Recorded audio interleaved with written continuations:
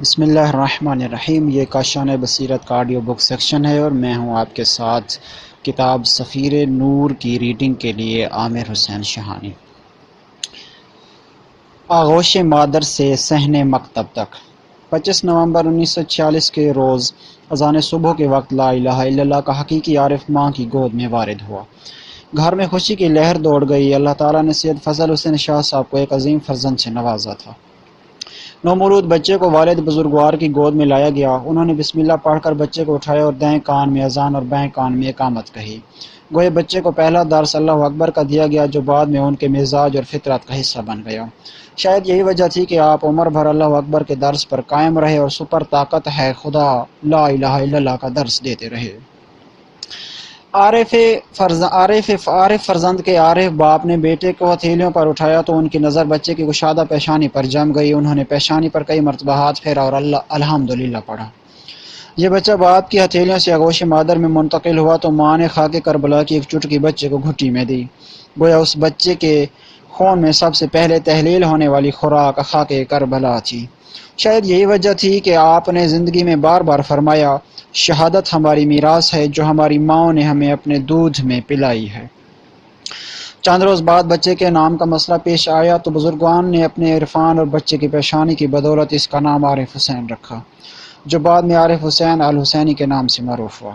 یہ بچہ وقت کے ساتھ پہلو مادر میں پلتا رہا۔ بقول آپ کی والدہ معظمہ کے کہ اس بچے کی نظریں جس مقام پر بھی ٹک جاتی کئی لمحے ٹکی رہتی اور کبھی کبھار انہیں دیکھ کر میرا دل بھی بھر آتا تھا۔ سید عارف حسین الحسینی 4-5 برس کے ہوئے تو والدین کو بچے کی تعلیم کی فکر ہوئی اور انہیں پیواڑ کی پرائمری اسکول میں داخل کرا دیا گیا اور ساتھ ہی گھر میں قرآن مجید کے ابتدائی درس کا اہتمام بھی کیا گیا۔ آپ 4تھی جماعت تک پیواڑ کے پرائمری اسکول میں زیر تعلیم رہے۔ بعد ازاں مزید تعلیم حاصل کرنے پر چنار کے ہائی اسکول میں داخلہ لیا اور میٹرک یہیں سے پاس کیا۔ اس دوران آپ نے اپنی بڑی ہمشیرہ کے ہاں موضع مولانا میں قیام کیا۔ آپ نے قرآن مجید کی تعلیم بھی اسی گاؤں میں مکمل کی۔ آپ بچپن ہی سے اپنے ماموں سید غلام عباس شاہ مرحوم المعروف سید جانیہ شاہ سے بے حد مانوس تھے اور سید جانیہ شاہ بھی اکثر سید عارف حسین الحسینی کو پہلو میں لے کر سوتے تھے۔ ایک دفعہ بہن نے اپنے بھائی عارف حسین سے شکوہ کیا کہ وہ ان کے ساتھ نہیں بیٹھتے بلکہ بزرگوں کے ساتھ سارا وقت گزارتے ہیں، تو آپ نے فرمایا، بزرگوں کے قصے اور کارنامے سن کر مزہ آتا ہے اور میرا جی چاہتا ہے کہ میں بھی اپنے بزرگوں کی طرح کام کروں۔ سید عارف حسین الحسینی بچپن ہی سے نماز کے پابند تھے۔ وہ اپنے ماموں کے ساتھ ایک ہی کمرہ میں سوتے، انہیں اپنے آبا و اجداد کے قصے سنانے پر مجبور کرتے رہتے اور اپنے ماموں کے ساتھ رات کو نماز بھی ادا کرتے۔ آپ پر ماموں کی صحبت کا یہ اثر ہوا کہ بچپن ہی میں شادیوں وغیرہ میں ڈھول، روایتی ناچ اور گانوں کی محفلوں سے سخت نفرت کرنے لگے۔ آپ سکول کے بعد اپنے چچا زاد بھائیوں سے کھیل کود میں کچھ وقت گزارتے۔ اس کے بعد گھر کی بکریاں پہاڑوں کی چوٹیوں پر لے جاتے، مگر خود کتاب لے کر بکریوں کی نگرانی کے ساتھ ساتھ سبق بھی یاد کرتے رہتے۔ ہمیشہ مغرب کی اذان سے قبل واپس آتے، وضو کرتے، ماموں کے ساتھ نماز پڑھتے، کھانا کھاتے اور پھر سبق پڑھنے میں مصروف ہو جاتے۔ اوائل عمر ہی سے آپ حشاش بشاش اور ہنس مکھ تھے۔ دودھ کی بالائی اور مکھن آپ کی پسندیدہ خوراک تھی۔ نانی اماں بالائی اور مکھن چھپا کر رکھتی تھیں، مگر آپ اسے تلاش کر کے ضرور کھاتے۔ ایک دفعہ نانی اماں کو دیکھا کہ وہ مکھن چھپانے کہیں جا رہی تھیں تو آپ چپکے سے ان کے پیچھے ہو لیے۔ انہوں نے اس یقین کے ساتھ مکھن کمرے میں چھپایا کہ کوئی بچہ اس تک رسائی حاصل نہیں کر پائے گا، مگر جو ہی مڑ کے دیکھا تو عارف حسین دروازے کے سوراخ سے یہ سب کچھ دیکھ رہے تھے۔ نانی اماں کو ہنسی آ گئی اور انہوں نے تھوڑا سا مکھن آپ کو دے دیا اور ساتھ ہی تاکید بھی فرمائی کہ وہ دوسرے بچوں کو نہ بتائیں۔ آپ نے نانی اماں سے عرض کی، نانی اماں آپ ہمیں ہمارا حصہ دے دیا کریں، ہم آپ کے حصہ کو نہیں چھیڑیں گے۔ دیہات کے گھرانوں کے اپنے انداز ہوتے ہیں۔ شام کے کھانے کے بعد گھر کے بچے آنگن میں ایک دوسرے سے کھیلتے اور گپ شپ کرتے ہیں۔ سید عارف حسین الحسینی اپنے گھرانے میں ایسے دل فریب مزاح کرتے تھے کہ تمام گھر والوں کو بے اختیار ہنسی آ جاتی تھی اور بعض اوقات تمام گھر والے کسی بات پر ہنس رہے ہوتے تو باہر سے آنے والا فرد بے اختیار کہہ دیتا کہ لگتا ہے عارف حسین نے پھر کوئی مزاح کیا ہے۔ بچپن میں آملوک آپ کا مرغوب پھل تھا۔ ایک دفعہ آملوک کے درخت سے گرے تو آپ کا دایاں بازو ٹوٹ گیا۔ بازو ٹھیک ہوا تو پھر اسی درخت پر چڑھ گئے۔ چھوٹے چچا زاد بھائی نے کہا کہ پہلے تو آپ اسی سے گر کر زخمی ہوئے تھے، اب پھر چڑھ رہے ہیں، تو آپ نے جواب دیا، آج میں اس پر اس لیے نہیں چڑھا کہ آملوک کھاؤں، آج اس لیے چڑھ رہا ہوں کہ یہ درخت یہ نہ سمجھے کہ عارف حسین ڈر گیا ہے۔ چونکہ مولانا گاؤں پارا چنار سے 2-3 کلومیٹر دور ہے، اسی لیے روزانہ کی تکلیف اور سردیوں کی بدولت آپ پارا چنار اسکول کے ہاسٹل میں رہنے لگے اور کمرہ نمبر 5 آپ کو الاٹ ہوا۔ آپ بچپن ہی سے بےحد ملنسار، مؤدب، پابند صوم الصلاۃ، کام گو اور مطالعہ کے شوقین تھے۔ ان صفات کی بنا پر ہاسٹل کے تمام طلباء آپ کی بےحد عزت کرتے تھے۔ زمانہ طالب علمی میں ہی آپ کے تقویٰ، سچائی اور مؤدب پن نے اساتذہ کو بےحد متاثر کیا۔ اسکول یا جماعت میں طالب علموں کے درمیان اگر کوئی جھگڑا ہو جاتا تو اساتذہ آپ کی گواہی کے بعد آخری فیصلہ دے دیتے۔ اساتذہ کے سامنے سر جھکا کر بیٹھنا اور نظریں نیچی کر کے چلنا آپ کا شیوا تھا، یہاں تک کہ آپ پورے زمانے طالب علمی میں نہ کسی سے الجھے اور نہ کسی سے ناراض ہوئے۔ آپ نے اسکول میں جن اساتذہ سے فیض حاصل کیا ان میں نجات حسین علیزئی، ناصر حسین زیڑان، علی زمان زیڑان، ابراہیم صاحب پارا چنار، دلدار حسین شلوزان، اسکول کے ہیڈ ماسٹر عثمان شاہ افٹل اور نائب head master Abdullah Jan of زیڑان سر فہرست ہیں، جو آج بھی آپ کے زمانے طالب علمی اور کردار کے معترف ہیں۔ زمانہ طالب علمی کا واقعہ ہے کہ آپ گاؤں کی کسی گلی سے گزر رہے تھے، دیکھا کہ ایک یتیم بچہ رو رہا ہے۔ آپ نے اس سے رونے کی وجہ پوچھی تو اس نے بتایا کہ فلاں لڑکے نے اس کی چیز چھین لی ہے۔ آپ کا یتیم پر دل بھر آیا اور غاصب سے حق وصول کرنے کے جذبے اور فطرت نے انگڑائی لی۔ آپ نے غاصب کا بازو مروڑ کر یتیم کا حق وصول کیا اور اسے حق لوٹا دیا۔ 1962 میں آپ کے 10ویں جماعت پاس کر لینے کے بعد آپ کے والدین کا خیال تھا کہ آپ کو کالج میں داخل کروایا جائے، لیکن آپ اپنی طبیعت میں روحانیت کی بنا پر دینی تعلیم کی طرف مائل رہے۔ یہ وہ زمانہ تھا کہ جب پارا چنار میں کچھ عرصہ قبل حاجی غلام جعفر صاحب آف لقمان خیل نے مدرسہ جعفریہ کی بنیاد رکھی تھی۔ یہ مدرسہ آغاز میں 3 کمروں پر مشتمل تھا جس میں چند طلباء نے داخلہ لیا تھا، چنانچہ آپ بھی 10ویں جماعت کے بعد اسی مدرسہ جعفریہ میں داخل ہوئے اور عظیم منزل کی طرف رخت سفر باندھ لیا۔ دینی مدرسہ اور علماء کے ماحول نے سید عارف حسین الحسینی کی طبیعت پر گہرے اثرات چھوڑے اور آپ کی فطرت میں مزید پختگی بدن آنے لگی۔ اب آپ شباب کی دہلیز پر قدم رکھ چکے تھے، مگر شباب میں یہ عالم تھا کہ آپ مدرسہ میں باقاعدگی سے نماز تہجد اور تعقیبات ادا کرتے تھے۔ مدرسہ کے پرنسپل حاجی غلام جعفر، جو ایک متقی اور برگزیدہ انسان تھے، نے اپنے احباب سے اظہار کیا تھا کہ انہوں نے اکثر سید عارف حسین الحسینی کو رات کے پچھلے پہر یاد خدا میں مصروف پایا ہے۔ آپ کے تقویٰ سے مدرسہ کے تمام اساتذہ بے حد متاثر تھے۔ آپ کی ریاضت، اخلاق اور حصول علم کے شوق کا ادراک کرتے ہوئے آپ کے دوراندیش اساتذہ نے فرمایا تھا کہ یہ بات دعوے سے کہی جا سکتی ہے کہ قرم ایجنسی میں سید عارف حسین الحسینی سے بڑا عالم دین کوئی نہیں ہوگا، اور ایک روز یہ شخص قرم ایجنسی کی تقدیر بدل ڈالے گا، کیونکہ اس نوجوان کی پیشانی سے محسوس ہوتا ہے کہ یہ طالب علم مستقبل میں اجتہاد تک پہنچے گا۔ وقت گزرتا رہا، حالات بدلتے رہے، تقاضے بڑھتے رہے، سید عارف حسین الحسینی بھی اپنی منزل کے قریب ہوتے گئے۔ آپ نے حالات کا خوب مشاہدہ کیا اور قرم ایجنسی کی تقدیر بدلنے کا عزم اپنے سینے میں امانت رکھ لیا۔ زمانہ طالب علمی میں آپ کو مناظرے کرنے کا بے حد شوق تھا، اس لیے آپ دیگر کتب کے علاوہ مناظرانہ کتب کا باقاعدگی سے مطالعہ کرتے تھے۔ اگر کوئی مناظر عالم دین پارا چنار آ جاتا تو آپ اس کے ساتھ کافی دیر تک بیٹھے رہتے اور فن مناظرہ کے بارے میں استفسار کرتے۔ مدرسہ جعفریہ سے ابتدائی تعلیم مکمل کرنے کے بعد آپ اپنے مناظرانہ شوق کو عملی جامہ پہنانے کے لیے اس وقت کے عظیم شیعہ مناظر مولانا محمد اسماعیل مرحوم کے مدرسہ درس آل محمد فیصل آباد میں داخل ہو گئے۔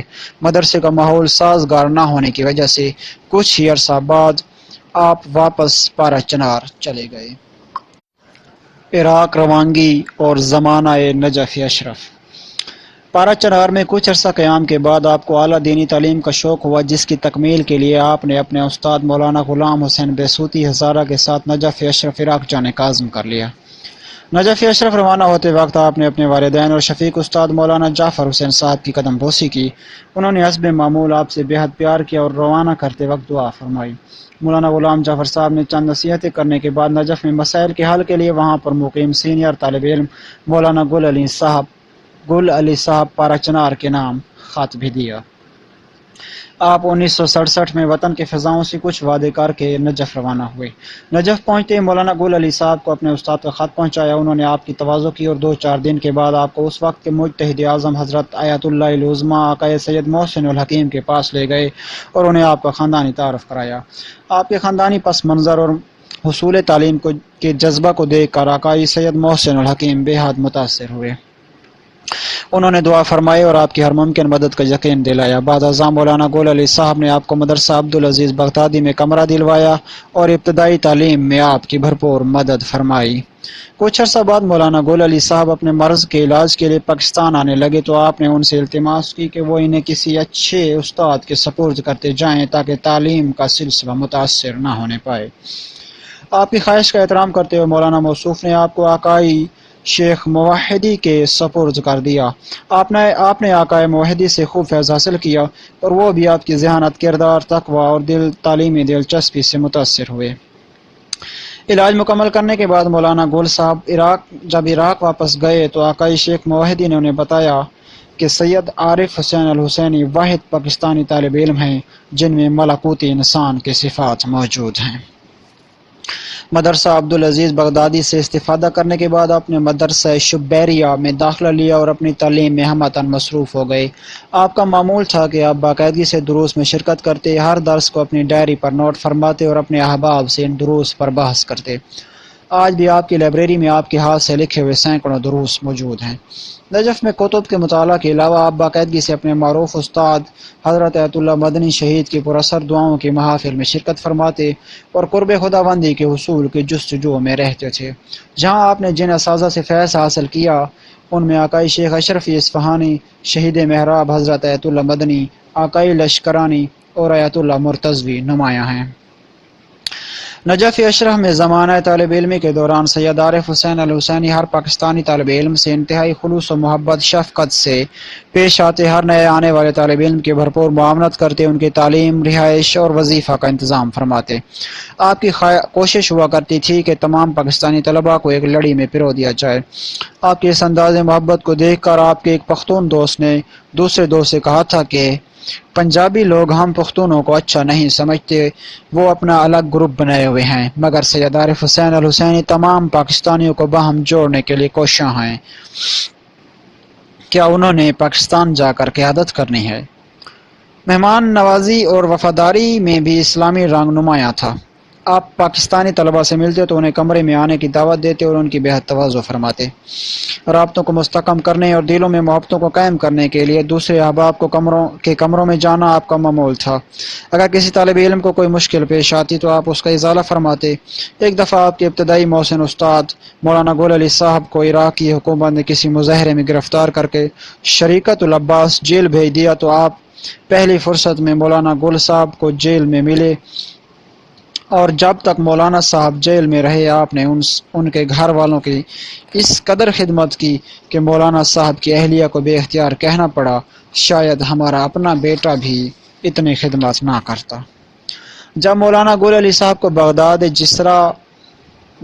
جسرا دیالہ جیل بھیج دیا گیا تو علامہ سید عارف حسین الحسینی نے ان کا پاسپورٹ لیا اور اپنے اثر و رسوخ سے امام خمینی، آقائے خوئی اور آقائے محسن الحکیم کے نمائندگان سے مل کر مولانا صاحب کا ایران کا ویزا لگوایا اور مولانا صاحب کی بیوی اور بچوں کے ٹکٹ کا بندوبست کیا۔ سندھ کی معروف شخصیت امام بخش خان زرداری نے بتلایا کہ وہ ایک دفعہ نجف اشرف میں سندھی طلباء کے مہمان تھے۔ ان سے کہا گیا کہ آج ان کی ملاقات پارا چنار کے ایک طالب علم سے کرائی جائے گی جو بے شمار خصوصیات کا مالک ہے۔ جب وہ ملے تو سید عارف حسین الحسینی کی پہلی مسکراہٹ نے انہیں اپنا بنا لیا۔ پھر دوسری بار زرداری صاحب سید عارف حسین کے مہمان ہوئے تو ان کے بقول کے یہ نوجوان سید عبادت و ریاضت میں گم رہتا، جب شب کا اندھیرا چھا جاتا تو سید عارف حسین الحسینی روشنی بجھاتے، مجھے آرام کی دعوت دے کر خود باہر چلے جاتے۔ میں نے کچھ دن ان کا یہ معمول دیکھا تو محسوس کیا کہ شاید میری مہمان نوازی کرنے سے اس طالب علم کی تعلیم میں خلل آ رہا ہے اور وہ میرے آرام کی خاطر اپنی تعلیم قربان کیے جا رہا ہے۔ میں نے ایک رات کمرے سے باہر نکل کر دیکھا تو صحن میں کھمبے پر لٹکے ہوئے ایک بلب کے نیچے سید عارف حسین کو مطالعے میں مصروف پایا۔ مجھے بے حد شرم آئی۔ میں ان سے معذرت کے لیے نیچے اترا تو دیکھا کہ وہ کتاب بند کر کے کہیں جا رہے ہیں۔ میں بھی چپکے سے ان کے پیچھے ہو لیا تاکہ اسی نوجوان کو مزید قریب سے دیکھوں۔ آخر وہ روزہ حضرت علی پر چلے گئے جہاں گیٹ کو تالا لگا ہوا تھا۔ اس سید نے تالا پکڑا، اس پر اپنی پیشانی رکھی اور سسکیاں بھرنے لگا۔ میں دیر تک دیکھتا رہا کہ یہ نوجوان اسی عالم میں گڑ گڑا کر روتا اور دعائیں مانگتا رہا۔ میں کچھ دن ان کا مہمان رہا، ان کی زندگی کا یہ معمول دیکھ کر بے حد متاثر ہوا۔ ایک دن دل میں خیال آیا کہ ایسے لوگ ہی قوموں کی تقدیر بدلتے ہیں۔ میرے پاس گاڑی ہوتی تھی، میں نے کئی بار ان سے کہا کہ آئیں سیر کو چلیں، میرا جی چاہتا تھا کہ میں ان کی کچھ خدمت کر سکوں، مگر سید عارف حسین الحسینی ہر بار فرماتے میں یہاں تعلیم حاصل کرنے آیا ہوں، سیر کرنے نہیں۔ آپ زمانہ طالب علمی میں تعلیمی دلچسپی اور تقویٰ کے باعث اساتذہ کی شفیق نگاہوں اور توجہ کا مرکز بنے رہے۔ آپ اپنی جماعت میں ایک ذہین، متقی، زحمت کاش طالب علم کی حیثیت سے پہچانے جاتے تھے۔ آپ تعلیم کے سلسلے میں 3 چیزوں کے سختی سے پابند تھے: دروس کا لکھنا، اساتذہ سے جو کچھ پڑھتے آپ انہیں اپنی ڈائری میں لکھتے، مباحثہ یعنی پڑھے گئے دروس پر ساتھیوں سے بحث کرنا، اور تیسری چیز مطالعہ۔ آپ فارغ اوقات میں بڑے بڑے کتاب خانوں میں جا کر اہم موضوعات کی کتب کا مطالعہ کرتے اور نوٹس بناتے۔ قیادت کے دوران بھی آپ فرصت مستعار مانگ کر مطالعہ کرتے اور نوٹس بناتے اور دوران سفر کتب اپنے ساتھ رکھتے۔ شوق مطالعہ کا اس سے بڑا ثبوت اور کیا ہو سکتا ہے کہ آپ 6.5 سال بعد پہلی دفعہ نجف اشرف سے گھر پر چنار واپس لوٹے۔ مختلف موضوعات پر تقریر کرنا بھی آپ کا شوق تھا۔ آپ ہفتہ وار پاکستانی بالخصوص صوبہ سرحد کے طلباء کے درمیان مختلف موضوعات پر تقریر کرتے اور دوسروں کو تقریر کی دعوت دیتے۔ احباب کی موضوعاتی تقاریر سن کر ان کی تعریف کرتے اور حوصلہ افزائی فرماتے۔ عزاداری اور ماتم سے آپ کو گہرا لگاؤ تھا۔ آپ نجف میں عزاداری کے مجالس میں تقاریر کرتے اور ماتم میں باقاعدگی سے شرکت کرتے تھے۔ آپ کے محبوب اور شفیق استاد آیت اللہ حرم پناہی ہر سال عاشورہ کے بعد اپنے گھر میں مجلس عزا کا اہتمام کرتے اور تمام نواخواں حضرات اور عزاداروں کو دعوت دیتے تو آپ اپنے نواخواں احباب کے ساتھ شرکت فرماتے اور وہاں پشتوں میں نواخوانی اور خوب ماتم کرتے تھے۔ آپ کے نوحوں کو تمام طلباء انتہائی شوق سے سنتے اور آپ کے انداز عزاداری کو بہت پسند کیا کرتے تھے۔ ماہ رجب کی 25 تاریخ کو کاظمین بغداد میں ہر سال امام موسیٰ کاظم علیہ السلام کی شہادت کے موقع پر شبیہ تمود برآمد ہوتی ہے، جس میں عراق اور دور دراز علاقوں کے لوگ شرکت کرتے ہیں۔ سید عارف حسین الحسینی اس جلوس میں شرکت کے لیے نجف اشرف سے کاظمین تشریف لے جاتے اور وہاں نوحہ خوانی اور ماتم کرتے۔ آپ اس قدر رقیق القلب تھے کہ مجلس اور مصائب سن کر ایک فقرے کو یاد کر کے کئی دن تک دہراتے اور گریہ کرتے رہتے۔ آپ محرم کا چاند دیکھتے ہی اشکبار ہو جاتے۔ آپ کے لیے شب عاشور و شام غریباں انتہائی کٹھن ثابت ہوتی تھی۔ ساری رات دھاڑے مار کر روتے، محرم کے ایام میں روزے رکھتے اور عاشور کے اثر آپ کی کیفیت بدل جاتی، پھر اتنا گریہ کرتے کہ سسکیاں بے ربط ہو جاتی تھی۔ نجف اشرف میں قیام کے دوران عبادات کو زیادہ اہمیت دینا آپ کی فطرت کا جزو بن گیا۔ ہر شب جمعہ دعائے کمیل اور زیارت امام حسین پڑھنا آپ کا وطیرہ تھا۔ ایک مرتبہ آپ شدید ذلیل ہو گئے اور آپ کے پاس رقم بھی ختم ہو گئی۔ آپ کی یہ حالت دیکھ کر پرہ چنار کا ایک طالب علم آقائے خوئی کے پاس گیا اور انہیں سید عارف حسین کی حالت ظاہر سے آگاہ کیا، ساتھ ہی وظیفہ کی استدعا بھی کی تاکہ طالب علم کی التجا سن کر آقائے خوئی نے فرمایا، وہ پاکستانی سید عارف کہاں بیمار ہے؟ میں نے آج اسے اذان صبح سے قبل حرم حضرت علی علیہ السلام میں عبادت کرتے دیکھا ہے۔ کربلا کی زیارت آپ کا جنون اور عشق تھا۔ آپ نے نجف اشرف میں 6.5 سال کے دوران 20 سے زائد مرتبہ کربلا کی پیدل زیارت کی۔ عراق میں دستور ہے کہ لوگ 13 رجب، 3 شعبان، 15 شعبان، 18 ذی الحج، عاشورہ محرم اور 20 صفر کو اکثر مقامات سے خاص طور پر نجف سے زیارت کے لیے پیدل کربلا جاتے ہیں۔ اربعین کے موقع پر خصوصیت کے ساتھ بڑی تعداد میں لوگ قافلوں کی صورت میں نجف سے کربلا کا رخ کرتے ہیں۔ اسی طرح سید عارف حسین الحسینی سال میں کم از کم 4 مرتبہ ضرور پیدل جایا کرتے تھے۔ نجف اشرف سے کربلا جانے کے لیے 2 راستے ہیں۔ ایک راستہ جو تقریباً 3 دن کے مسافت پر مشتمل ہے، دریائے فرات کے کنارے سے ہو کر جاتا ہے۔ جو لوگ یہ راستہ اختیار کرتے ہیں وہ آرام کے ساتھ ٹھہر کر قیام کرتے ہوئے کربلا پہنچتے ہیں، اور اس راستہ میں آباد لوگ زائرین کی خاصی تواضع کرتے ہیں۔ دوسرا راستہ وہ پختہ سڑک ہے جس پر عام ٹریفک رواں دواں رہتی ہے۔ یہ فاصلہ تقریباً 80 کلومیٹر پر مشتمل ہے اور راستہ میں کھانے پینے اور سایہ کا کوئی انتظام نہیں ہے۔ البتہ نجف و کربلا کے درمیان اسی راستہ پر چند دکانیں ہیں۔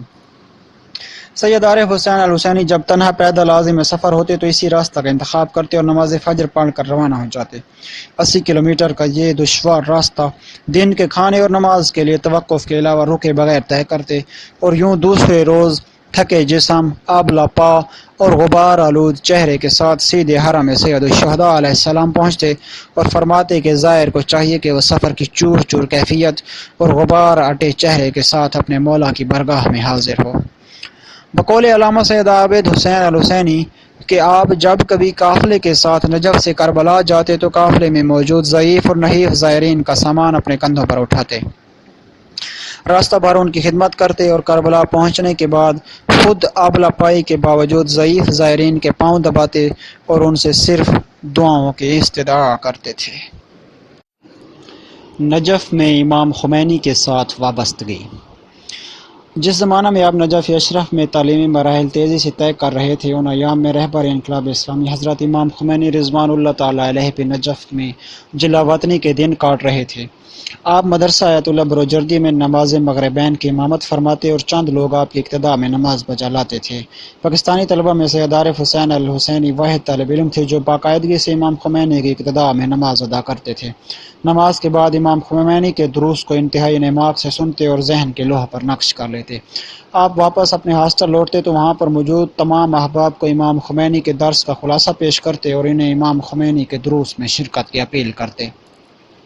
یہ وہ دور تھا جب امام خمینی پر سامراج کی نظریں لگی ہوئی تھیں اور لمحہ بہ لمحہ آپ کی کاروائیاں جاسوس ادارے نوٹ کر رہے تھے۔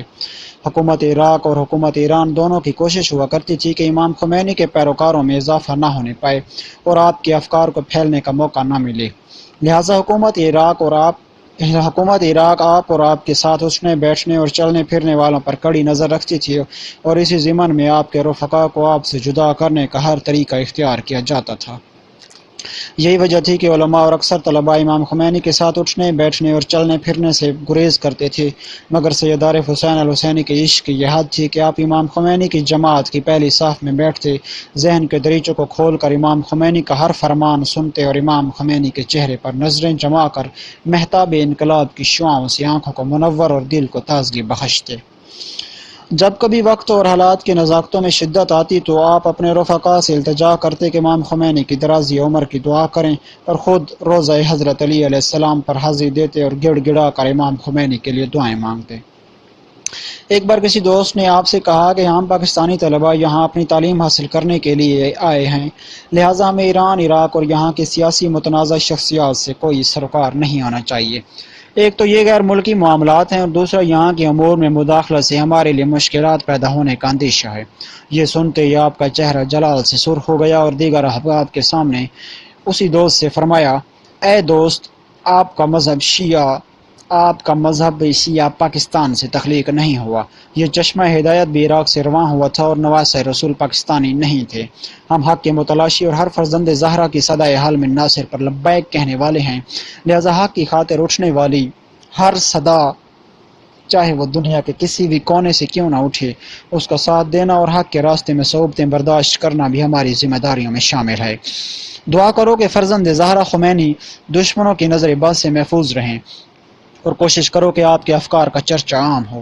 یاد رکھو کہ اگر خدا نخواستہ اس رہبر کو کچھ ہو گیا تو پھر کئی برس تک کوئی عالم دین صدائے حق بلند نہیں کر سکے گا، اور اگر بفضل خدا انہیں کامیابی حاصل ہو گئی تو پھر اسلام سرخرو اور علماء سر بلند ہوں گے، لہٰذا توبہ کرو اور اپنے دل سے ان وسوسوں کو نکال دو۔ آپ کے جذبات اور خلوص سے تمام طلباء بے حد متاثر ہوئے اور ان میں سے بعض امام خمینی کی اقتداء میں نماز مغربین میں شرکت کرنے لگے۔ کربلا کی زمین پر سید الشہداء کے مجاہد فرزند امام خمینی کی محبت بھی پروان چڑھتی رہی، یہاں تک کہ ایک دفعہ آپ اپنے احباب کی محفل کے درمیان امام خمینی کا ایک جملہ نقل کرتے ہی اشکبار ہو گئے کہ آج امام خمینی نے شاہ کو مخاطب کر کے فرمایا ہے کہ میرا دل تیرے نیزوں سے چھلنی ہونے کے لیے حاضر ہے، لیکن تیرے ظلم و ستم کو تسلیم کرنے کے لیے نہیں۔ اس وقت جب امام خمینی کے ساتھ اٹھنا بیٹھنا بھی خطرناک ہوا کرتا تھا، آپ امام خمینی کے پیچھے ایسے چلتے جیسے ان کے ذاتی محافظ ہوں۔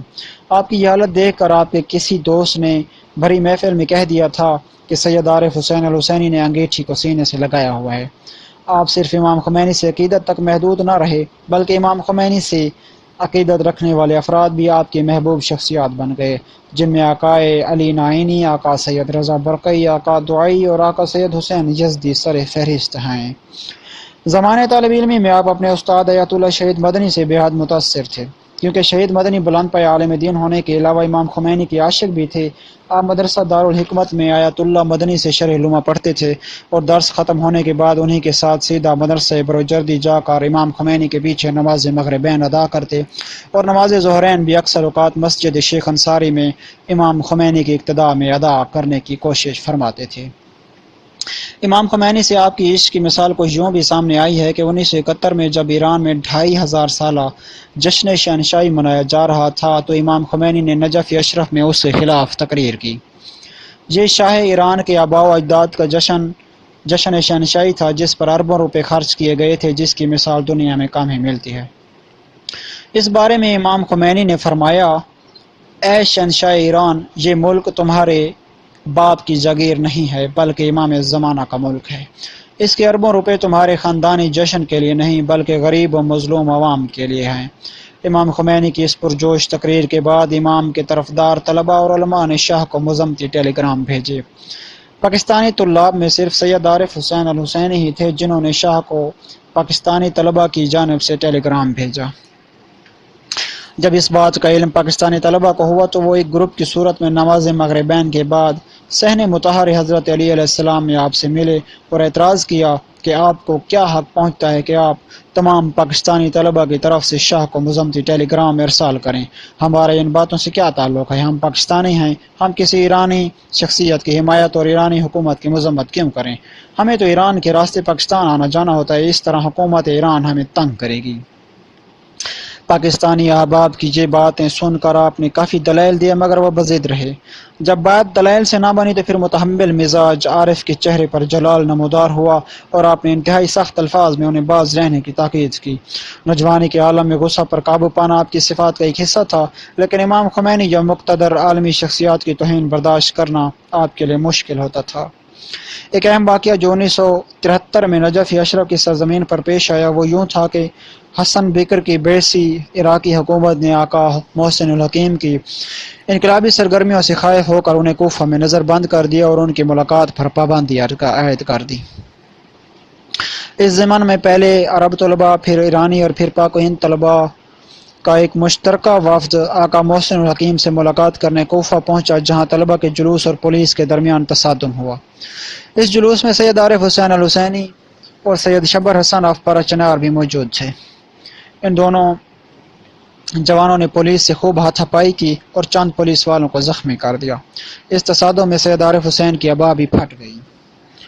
پھر آپ مسجد کوفہ پہنچے مگر پولیس نے مسجد میں گھس کر آپ کو گرفتار کر لیا اور اسی روز سے تمام مدارس دینیہ میں آپ کی بہادری کا چرچا ہو گیا۔ اس زمانہ میں امام خمینی کی حقیقی معرفت بہت کم افراد کو تھی اور بعض اوقات طلباء آپ سے اختلاف بھی کر لیتے تھے مگر سید عارف حسین الحسینی کے سامنے کسی کو امام خمینی کی شان کے منافی ایک حرف کہنے کی جرأت نہ ہوتی تھی۔ دل کو دل سے راہ ہونے کی مصداق شہید حسینی نے اگر امام خمینی جیسے گوہر یکتا کو اپنی باطنی بصیرت سے کشف کر لیا تھا تو امام خمینی کی روحانیت نے بھی آپ کا انتخاب فرما لیا تھا۔ لہذا جب 1973 میں نجف اشرف سے پاکستان بغرض ترویج انقلاب آنے لگے تو امام خمینی نے آپ کو اپنا وکالت نامہ دیا جو ایران کے سرحد پر دوران تلاشی چھین لیا گیا۔